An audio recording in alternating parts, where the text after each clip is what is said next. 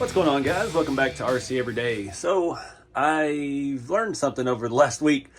I guess I've been starving you guys with scale shop hangout videos and other content. We've been kind of focused on the build, and I'm currently doing my best to procrastinate finishing this.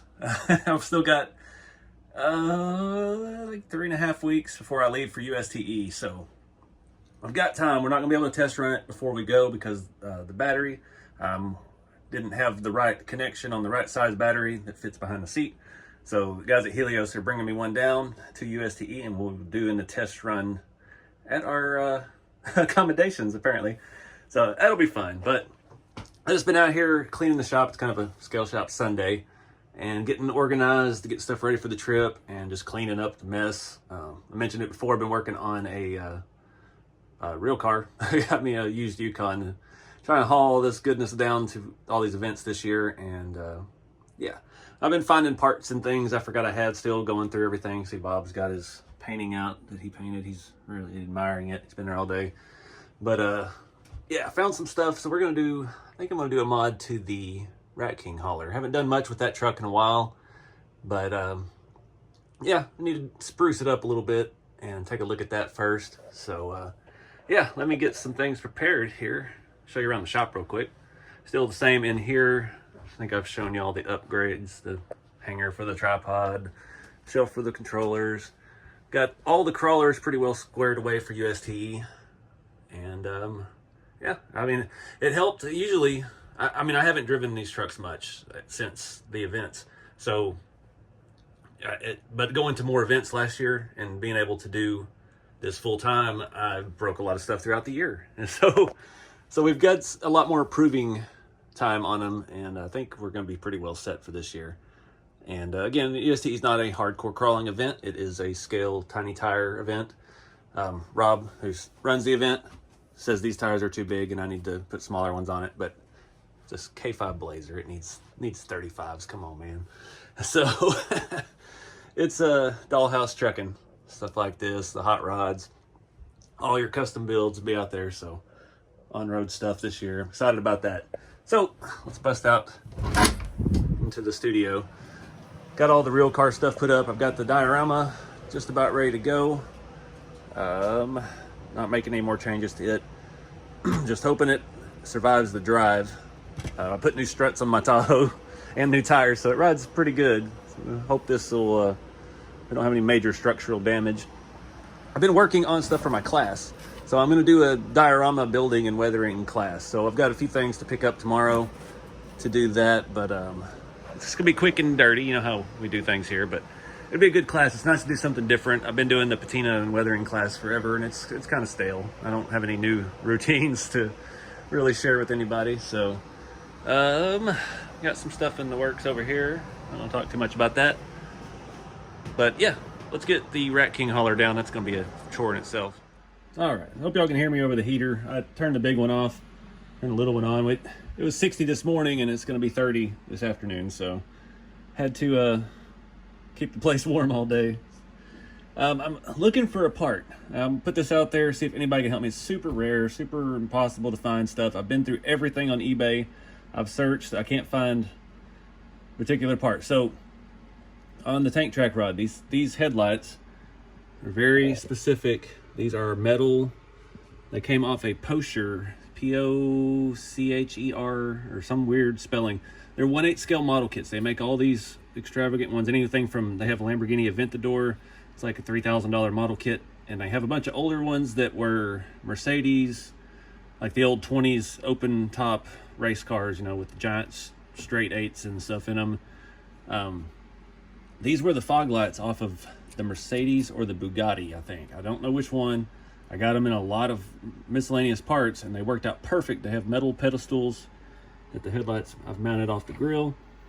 Somewhere on my journeys last year, I've lost a headlight lens out of this one, and I cannot for the life of me find a part number. I can't find these kits. Some of them are actually pretty old, vintage kits, so it's not like I need part B3 out of bag 6 kind of deal. It's super impossible to track that down. Yeah, if anybody runs across one anywhere, I need some of these lenses because that one's crooked and it's glued in. The other one disappeared on the road. Yeah, I don't think I can find it. I mean, it probably fell out at an event. I drove this around USTE. I ran it over the dirt course one year. It's, you know, we drive them here. So just throwing that out there. Maybe the universe will look out for us and find this one through somebody that knows where one is. Stranger things have happened. So got that thing cleared off. We'll pull it down, see how much of the shop we can take up with it. All right, so this poor thing has been rode hard and put up wet pretty much every time it's ever ran. It doesn't have an interior. We don't have there's a whole lot of mess going on. So this was kind of I don't know what you call it, post-pandemic build. It was kind of just thrown together of stuff I had laying around. I've had this body, 110 Rod Shop designed, and maybe this little sleeper to go with it. The fenders are from Westmade. There's some vacuum formed off of his, I think it was a 53 Chevy pickup he made. So it's kind of a hodgepodge. I cut them wrong, and we had to use sheet metal to actually make it fit to the body. We got the Mack Bulldog in the front. I had a sound unit on it, and I had lights working in it, and I had some electrical problems because it was pretty much junk stuff that I used for the electronics. So the lights don't work. I took the sound module out and put it in the Send F450. Just, you know, it was a diesel. It was a good diesel sound, so it needed to be in the Super Duty. So this poor thing has been neglected for a while, and we're not going to do anything to it. We're going to drag it back out to Florida, and we're going to haul around a bunch of hot rods on the back and watch them fall off because I don't have a good chain system set up. But what I want to do with this, one, I've got a wire hanging down the front. I think it's an LED wire because I literally used the junk I had laying around. So the LED wires weren't even like attached. So I got a black wire over here, red wire over here. Fix some of that, just, you know, zip ties. And yeah, I want to put a spare tire on the trailer. So I bought this a long time ago. Let's Suit makes all that awesome stuff for 114 scale semis. They make some really cool parts. This is I don't know what you call it. They call it a G6007. It's a mount made to mount like on the side of the chassis, like so, and you mount your tire underneath. So it's more for the European style trucks, but we can adapt it for whatever we want. I've still got all of these. These are the RC 4-drive 1.9 wagon wheels, plain Jane. I mean, it's 5 lug. That's not right for diesel, but these were the original tire and wheel that I had on this truck. I think at least on the trailer, because I had so many of these floating around. Took these off of all the Gelan 2s that we built back at the beginning of the channel, so I rusted up 6 of them and put them on the trailer, and it didn't look right. So I went ahead and spent all the extra money and got these white diesel wheels with the 12 lug and the right hubs and everything. We weathered all those out. We got them on the trailer. So that's, you know, we got 10 sets of those, and we got 2 for the front. And yeah, so we got duals on everything, but we need a spare tire on the trailer. I found this piece going through boxes earlier, and I'm like, you know what? Let's do it. Just add another little piece to the deal. So let me pull this body off. So another one of those kind of idiot savant moments. The stacks pretty much hold this thing together. The body, there's a Velcro underneath the hood, and the back, the stacks just fit around everything and wedge it into place. So it's a little tricky to get the Velcro off the front. There it goes. And then everything just slides straight up. So there's our, okay, we got disconnected wires. Well, that'll be an easy fix. Maybe. You can see I did a very poor job of wiring on this. It was kind of last minute last year before USTE. And yeah, it ended up not even working when I got there, and we had some issues because this was a Hobby Wing 1060 quick run that wasn't good to start with. And I had it on my DX3 with a receiver that had been known to cut in and out on me. So it was just, it's destined for failure. So one thing we need to come back and do on this is I really need a battery tray.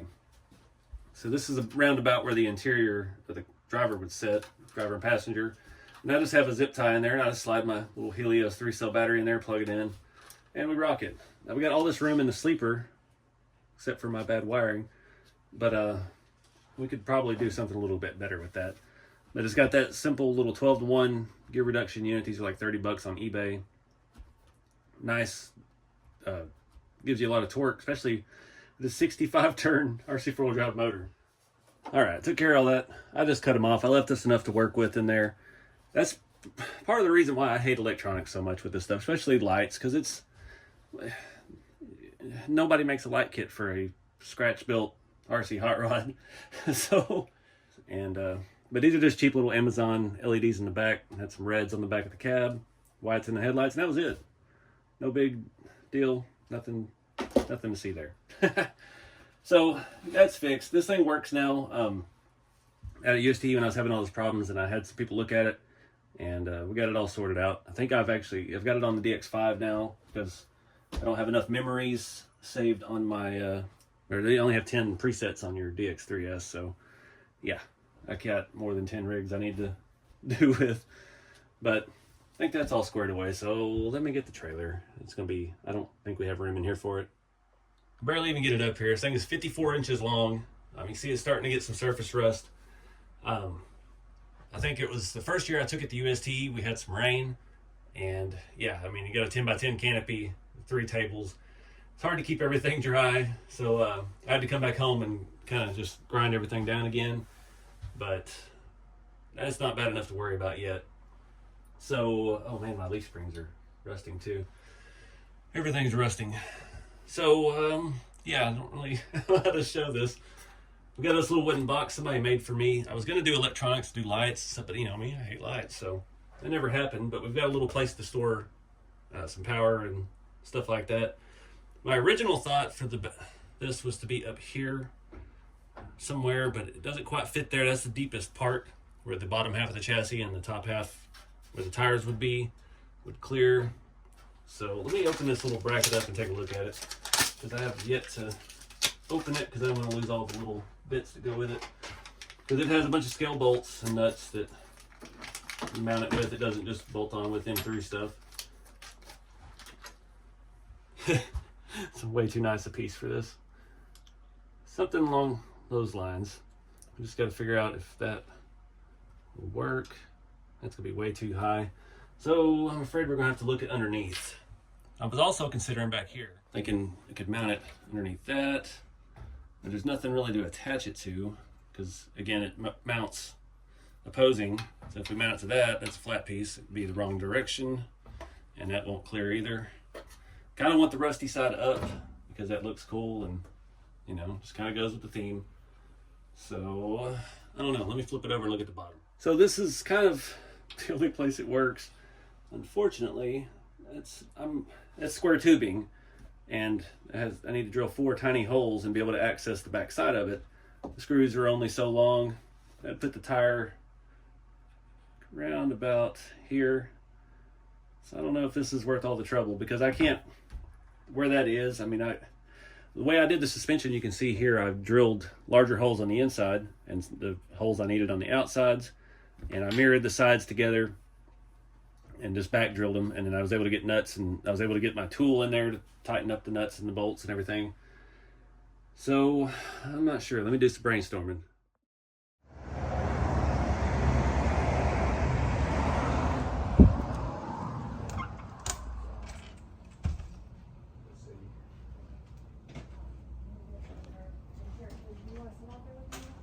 Yeah, we can do that.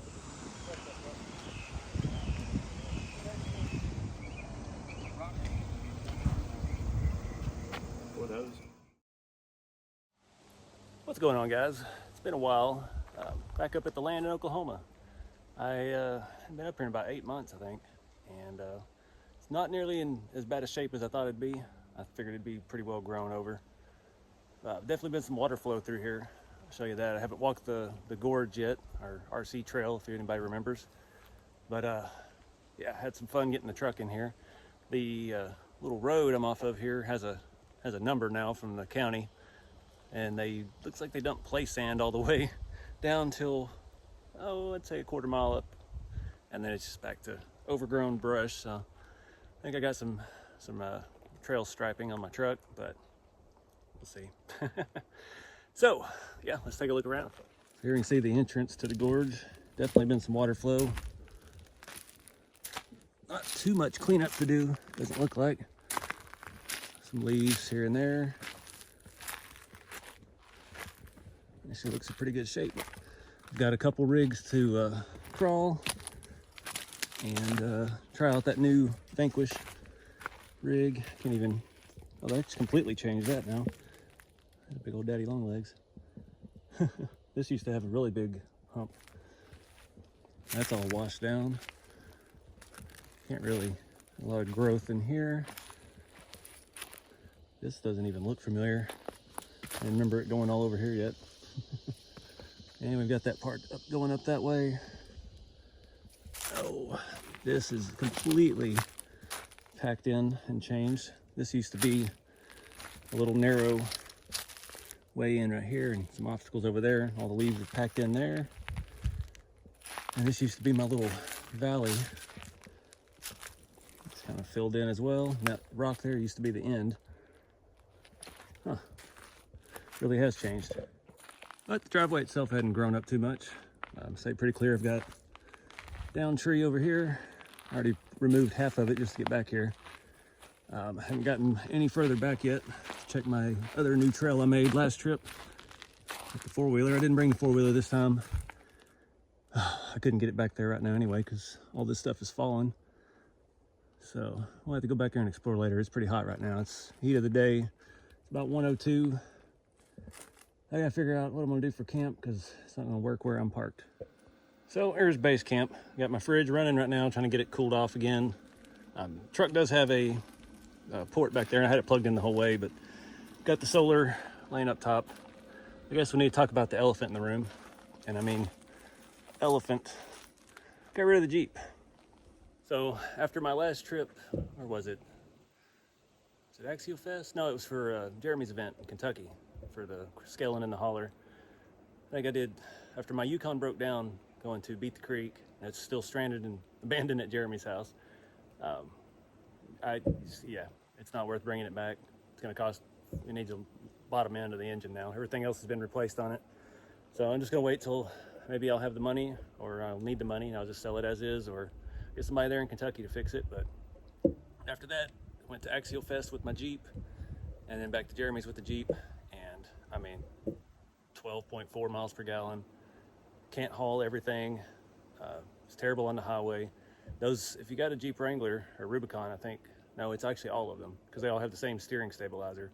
There is a recall on that if you have under, I think, 35,000 miles, and I just hit 36, so they weren't going to replace it for me.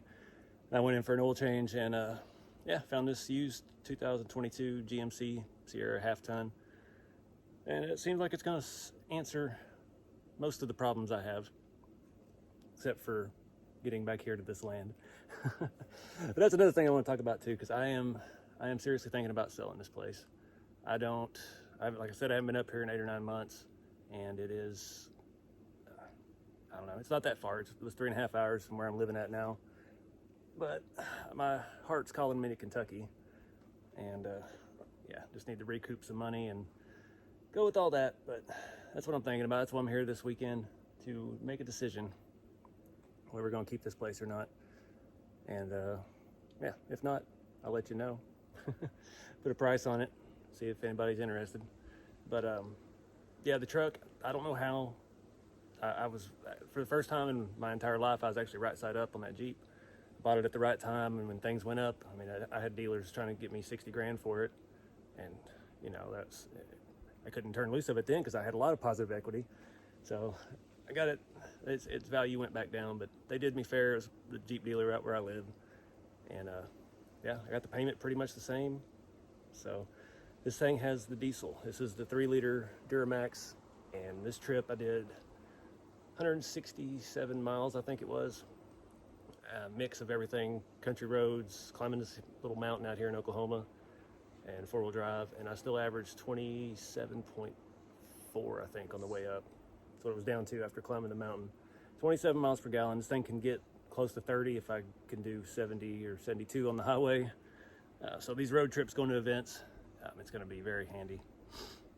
And it's got a lot more space, and it's a lot nicer, and it's a lot more comfortable. And it's still 4-wheel drive. So it can get me some places. It can't get me everywhere that Jeep could, for sure. But yeah, it's got a lot of bells and whistles and a lot of fancy stuff, but mainly still being 4-wheel drive and having that little diesel. It's got, I think, only has like It's got under 200, it's 200, I don't remember how much horsepower it's got, but it's got like 365 foot-pounds of torque or something. It's got the same torque as the V8, so, or I think the big V8, the 6.2. I don't know. I'm sure somebody will correct me in the comments, but it's got enough to do what I need to do to haul all my little tiny trucks all over the country. So that is that. This refrigerator doesn't drain my jackery. But we've got some rigs to crawl here. Like I said, I got the new Capra, not Capra, good Lord. The Vanquish Phoenix portal, we got that to run. And I've got my long bed axial square body. And I've got a little associated 14 MT just to play around with. That is going to be in its own video, so it won't be in this one. But I wanted to bring it somewhere to actually run it because I don't really have anywhere good at home. I did some testing, but it's more of a basher, and I think we can have some fun out on this road with it in the sandy mess. So I guess I need to get the weed eater out, get to work. I'm already sweating. Let's see what we can knock out today. All right, guys. It's been about, I don't even know, 3 hours. I'm worn out already. Got the main part of the driveway cleared off, weed eated, and out to the road. Weed eated the trail, but I haven't got to blow it off yet. I went hiking in the back. That trail's pretty much invisible at this point. Everything's grown back up and washed back over. So, got the tent or the shower set up. I'm pretty worn out. I'm gonna take a shower. The water's nice and warm at least. Got those 6-gallon jugs. A little Amazon shower pump. Got that charged up before I left. And my little Amazon shower tent. Luckily my 4Runner mat was still out here. Use that as my shower floor. Didn't blow away too far. But I'm whooped. The sun's starting to set. Lost my solar. Jackery's having a hard time keeping up with the fridge today. I'm only getting 1 watt now of charge. We're using almost 80. Charging my little fan up too. So, yep. It's gonna be an early night tonight, I think. Take a look at this crazy.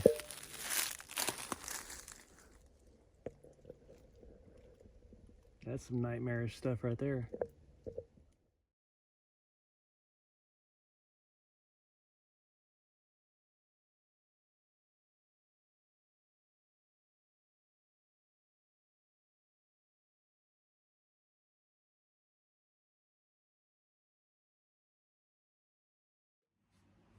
What's going on, guys? Welcome back to RC Everyday. So, we're going to try to do something that can't be done today.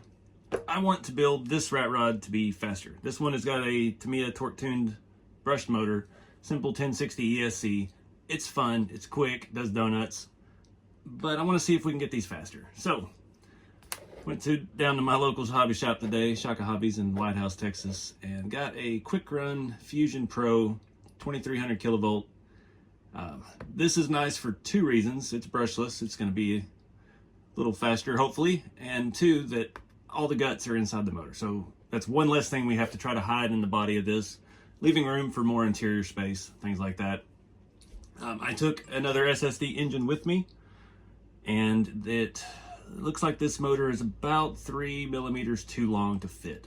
So we got a couple options we're going to look at with that, and see, we've got to worry about too, this has a lot more wires coming out of it, routing them. Obviously one of them is the on-off switch. Just to have a picture of that on the box. It's got a big button on-off switch. That's not going to fit through the hole in the intake of the motor for the wires to run out. So we've got a few things to look at. I've also got another RC four-wheel drive TCI transmission. This is their R4 transmission, and this is what the kit is designed around. And figured while we've got this thing apart, we'll go ahead and throw this Reef's 179 Smart Micro Servo. The 99 micros work perfect. I just won this in a race, and it's the same size, and yeah, I have it. I didn't have to pay for it, so that's what we're going to be using. So let's tear this thing apart and get started. All right, so the first hurdle we've overcome, thanks to Wayne's RC World. He commented on my picture. He put this in his rat rod build, and you just take this end cap off. That bought us another couple millimeters. It is going to be very close, but I think it's close enough to be okay. So you take that off. This is all still sealed on the end of this motor. Everything except for that little whatever that is. Yep, that thing.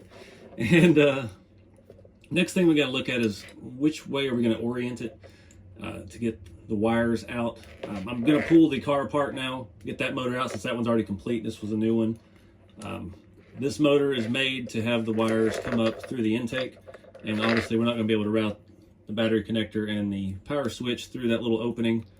So either we can't really come out anywhere here because the plate will be up against it, holding it all together. So I think our only option is to come out of the oil pan and come out below the engine. So we'll orient it this way if there's enough space, and bring it out the bottom like that to the back, underneath everything. And that'll keep it out of the line of sight too, so that'll work out well. So I'm going to pull the car apart, and yeah, we'll start looking at putting it in there. All right, got the engine out, motor plate removed. See how this works. It's made to fit right up to it. This is the same type fitment that the RC 4-wheel drive transmission has and the RC 4-wheel drive V8. I don't know if any of this will work on the big scale V8s or not. I've got one over there, but it's too pretty to tear apart and see. So I'm going to, I can't get the motor in at all with all these wires. So what I'm thinking, the oil pan is the perfect place right there. So we're just going to Dremel this open for the most part. I'm just going to kind of keep it rounded and use like a sanding wheel or something to make that happen, and go from there. We'll get it in, then we can get the plate up to it and see how it's all going to fit. All right, so we're hitting some hiccups. I ideally didn't think about that. Wires ain't going to be able to come from there because they come out of the front. That would stick out here in the oil pan. The wires will fit through the top and hide, but we're gonna have to cut the intake completely out just about in the back to allow all this mess to come through. We might be able to cut some of this off where it just butts up to the plate and the wires stick through a hole. That would be a little bit better. Anything we can do to get the wires around the side a little more so they're not coming out straight on top of the motor would be improvement. I think this is going to work. I'm not 100% sure yet. We've got to wait and see how this all lines up. Once we get the wires handled, get the motor bolted in and assembled to the plate, and make sure that it's not in the wrong place to mount the transmission to, because these RC 4-wheel drive transmissions, you don't have any adjustability as far as your pinion gear. Your pinion gear is the size that it comes with, and that's all you can do. So if the motor can't really move up and down, it's going to be where it is in this. So we'll see how it works out. All right, another progress update. I had to, where the valve covers glue down, I had to grind that down inside just to get the motor up high enough to where we can actually get screws in between the motor and the motor plate. I'm not sure how this is going to work. I've got some screws here to put into it, and we'll see how this all lines up. I don't think there's any other pinion options for this. I've never seen one for that scale transmission, so I don't think, if this don't work, then yeah, we're just out of luck and we just cut up this good engine, but it's all still good. These things are pretty fun on a 3-cell with a brushed motor, like you saw me drive on TikTok or on Instagram the other day with the yellow one, the torque tuned Tamiya motor, a 1060 cheap ESC, and a small Helios 3-cell. Worked out pretty good. So let me get the transmission opened up and we'll see if this continues. All right, guys, it's a no-go. The motor, I mean, I've shaved the inside of the engine block out. The motor is all the way up to the top. The wires are not what's keeping it going up. It's where the head's actually glued to the block. And you can see here, we're about 4 millimeter from making it, and I can't get the motor 4 millimeters higher in this scale engine, so it was worth a shot. But we spent 150 bucks on a expensive motor ESC combo. Everything else fit in here pretty good with the mods we did. We could even get the oil pan back on with it in and the wiring at the top, but I really don't want to hack anymore. I mean, I don't want to tear up the motor. I like the motor, the color and everything is what I want. It's weathered already. So we're going to have to go a different route. So live and learn. But yeah, I guess we'll wrap this up here. Appreciate you guys watching. And now we know. Learn together. Make mistakes on here. So yeah, we'll see where we pick this up at. Keep it scale.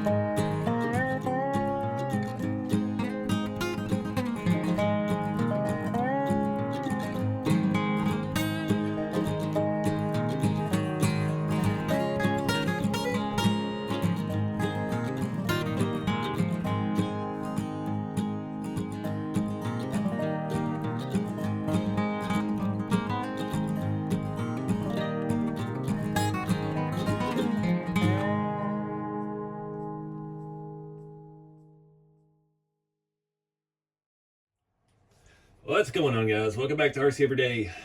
Join me in going down this rabbit hole, the WPL rabbit hole. So, this is supposed to be 1/10 scale. I don't remember what it was. It was late one night. I was talking to somebody on Messenger about RC stuff, and they asked me if I'd seen this. I hadn't yet. And they sent me a link, and I was a few adult beverages in, so I pre-ordered one and forgot about it. And I got a weird shipping notice the other day. Something had arrived in China to some obscure place that was overnighting UPS to me. And I started looking online, and I was like, everything on PayPal was saying that was a scam address. I'm like, what's going on? So I started freaking out.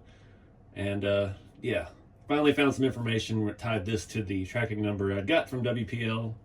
That was, Chinese tracking number. So wasn't as worried, but we got it here. It's been over a month since I ordered it, or around about a month. I don't even remember when. But it's their new 1/10 scaled Jimny RTR.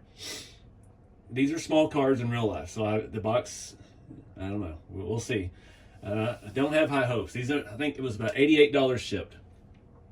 Not gonna be, a comp crawler by any means, but from the pictures and the videos I saw, the body looked phenomenal. We've all seen the WPL, the little mini trucks, the little cab over, whatever they're called, the D series rigs. I've had those. Those bodies are super detailed. The chassis were not bad for what, those trucks are 50 or 60 bucks now. It was actually, you could actually run and drive it. They were fun just to piddle around on the garage floor and drift with. I traded Jeremy mine for something, for an old Blackfoot, yeah. So we rolled the dice and got one of these here because I love these. We had one of these growing up. It's called a Samurai here in America. We had one back in 90, 91. No air conditioning, no top. And we bought it from a dealer. They just had this issue with these rolling over, and the National Safety Transport, whatever, NHTS thing had pretty much said Suzuki had to leave the United States market. So we went and looked for months trying to find one of these because we didn't have a lot of money, and these were cheap. And dealers had, one or two in our DFW metro area. And they were sitting out. One of them we looked at was sitting in the back of a dealership in their back lot in a grass field with no top, and had been rained in, had water standing in the floor. Brand new truck, mind you. This was 89 or 90, 91, somewhere there. And these were brand new, 88, 89s. No soft top, no nothing. But we ended up getting one. My mom drove it. It's black, little 5-speed manual. Came with no radio, no air conditioning. Texas summers were awesome in that. Used to stick to the vinyl seat. A lot of fond memories. That was some kind of sidebar here. I remember being a little kid, and my mom had to have a radio. So we put in one of those pull-out tape decks, back in the day, so you could take your radio with you. And watch my parents make 6x9 speaker boxes and cover them in carpet and stuff. And that's kind of one of the first memories I have of customizing cars. That and them changing a back window glass in our 64 C10 we had. We were poor. We had to do a lot of things ourselves. But yeah, I've been around these Suzukis a lot in my life.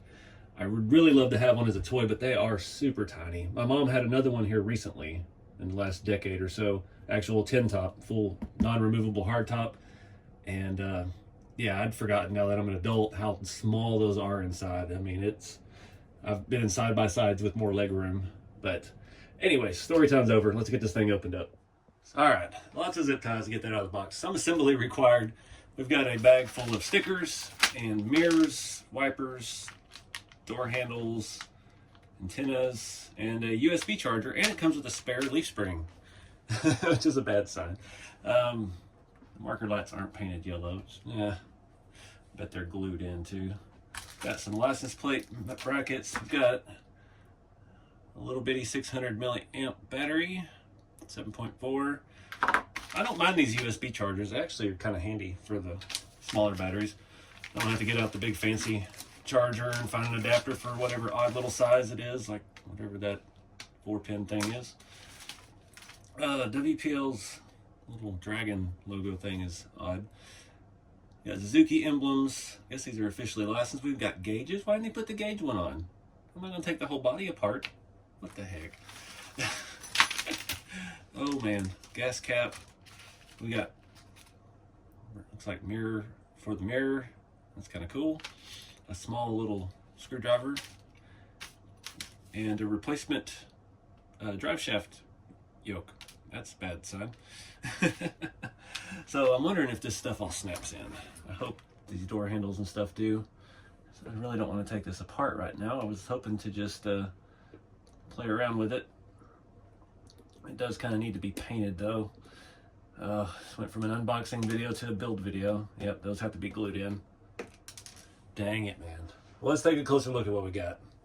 So we've got extremely basic radio. I'm not sure, we'll see how the steering is. It's got a servo on axle situation. This chassis looks very familiar to me, not in a good way. Doesn't look anything like the little D12 trucks and all that. It looks like some other existing, very inexpensive RC crawlers. Yeah. Leaf spring has more leaf springs in the back than it does the front, and the front feels much better. There are no shocks whatsoever on this thing, just leaf spring only. It's a nice looking tire wheel. It does feel like there's foam in the tires. They put the emblem on the outside, but they didn't put any of the door handles and stuff. Why? I thought we were gonna have to paint it. I'm confused by their tactics. Let's peel this stuff off. Oh, that's not as satisfying as some are. A little spare tire, doohickey on the back. So body looks fantastic. Lines, it's kind of satin finish. Lots of detail. They put door hinges. Why did they do this? If you want me to paint it, don't attach things at all. Looks like we got working lights. I bet these don't work. They're bumpers loosely on there. Oh, that sounds questionable. It's got the offset hood scoop. None of the ones that were sold in the States had the turbos. There's actually this body style for sale in southern Kentucky, out close to where Jeremy Big Squid is opening his hobby shop near Whitley City. There's one for sale. It's silver. It's a 10 top. It's got the hood scoop. All the graphics on it and stuff look factory. Every time I drive by it, I point it out, and he's just like, "What? What is that?" Like, it's cool is what it is. The body detail and stuff looks fantastic. The emblems actually look really nice.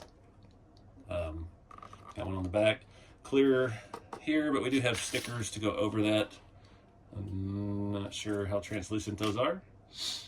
Non-opening doors. I actually thought the hood opened on this, but it does not. I've got the gap here in the middle. In the front, it made me think it actually opened, but it doesn't. Which I don't mind. I don't like opening doors that much, and hoods are kind of cool because you can put the battery in there. I'm not sure what this loose piece here on the top is. We've got a little square. It's got a full interior. It's got shifters. Emergency brake is on, which is it's pulled up. Nice looking seats. It's got a full back seat, sits up a little high. A little spare tire action in the back. The hinges and stuff. The body detail is phenomenal. I really... What would this fit? I mean, the Samurais were smaller than the Sidekicks and the Amigos, but I don't know. It still seems a little small. I mean, I could put it on an M chassis. My gears are turning. Let's look at the chassis real quick. All right, trying to get a good angle under here. We got leaf spring suspension, no shocks. Everything is plastic, fantastic. We've got motor, transfer case, transmission all in one place. Servo on axle. Servo sounds decent. I'll give it that. The battery compartment is above the rear axle. Mine is not closed. Let's see how hard it is to open. I have to use this little screwdriver. There we go. It's got a pretty deep cavity in there. This little thing. That'll probably get the back end to quit squatting, or get the back end squatting down where it needs to. We actually have room for a much bigger battery in there. That's still, gosh, that's almost twice as deep as it needs to be. That's odd. But I don't, it is what it is. These things are not the most hardcore crawler, but I mean, again, it was only 88 bucks. We got a super detailed body. If we can do something cool with that, maybe. I really just want to take the chassis off the body right now. This is going to be a terrible unboxing. I'm sorry, guys. These kind of things I already know. I've had this chassis before. These rails are metal, at least. On-and-off switch is up here underneath your drive shaft. The body's a little thin, but not bad. Like I said, the detail is there. The body looks phenomenal. Got a lot of wheelbase change with our rear suspension there. Squatted all the way down, it's centered up. It's a little far forward. All the way up, it's way forward. I don't know. Let me move all this junk out of the way. See if we can get that body off. All right, disassembly is pretty easy. You got 2 screws here, 2 screws in the middle, 2 screws for the bumper, and then these 2 screws way up in there that attach to the under the hood cover thing area. Luckily, the lights and the battery connector and everything unplugged from our circuit board. And yeah, we can get a better look at the chassis. It's our battery compartment. Opens from underneath. It's very large. See, the battery is grossly undersized for that. The chassis rails are different than some I've seen before, but the axles and the transmission and stuff I've definitely seen on other very low-end RC cars. We'll put it that way. So they're just repurposing things that I feel. You can see the 2 screws there in the bumper mount. Yeah, I'm glad the light's at least unplugged because I really want to play with the body. I don't know why there's not shocks. We've got lower shock mounts up front, right there, like those ball end things, and mounts up top. Maybe mine just didn't get shocks from the factory. I don't know. I don't really see where you'd mount them on the back. There's not any provision or anything, but it definitely looks like it's supposed to up front. It's a bit odd. Chassis are 2-piece metal rails. They actually feel pretty decent. Again, the suspension and stuff, I'm just not digging. I don't get into this level of RC stuff. I like the body because it's detailed. That being said, this almost might fit. Hang on. Almost fits the TRX4M. I mean, the axles are just a bit narrow, and the wheelbase is obviously a little short, but I just had to check to see, because this thing is pretty small, even though it's 1/10 scale. Alright guys, so this has been a terrible unboxing video. Sorry. We're not even going to drive this thing. I know what to expect with that chassis. The chassis is toy grade plus, we'll call it. Yeah, it'll work until it doesn't. The body is fantastic. I think some M chassis Tamiya wheels and tires are the right fit. This is setting a little lower than it would be at ride height, and I don't know what chassis to put this on. I don't have the right length, the right wheelbase Tamiya M series chassis for this. Most of the stuff I have is very oddball. We have MO6, which is a long wheelbase. I've got MO1, which is a medium wheelbase, and then I've got this completely custom thing that I have this body on. And that's not even, I don't even know what wheelbase that is. It's Mini Cooper wheelbase, which is still a little bit off for this. So I don't know. I don't even know what to do with this video right now. So we're just gonna wrap it up here for now and probably never edit this. What's going on, guys? I just wrapped up editing this video, and yeah, just figured I'd wish everybody a happy new year, and yeah, hope things work out for everybody and have some fun with the hobby. This is just a mess of stuff that just didn't work out over the year. It's been a stressful year, that's for sure, but you know, got to keep moving forward. So happy new year, everybody, and keep it scale. See y'all in the next one.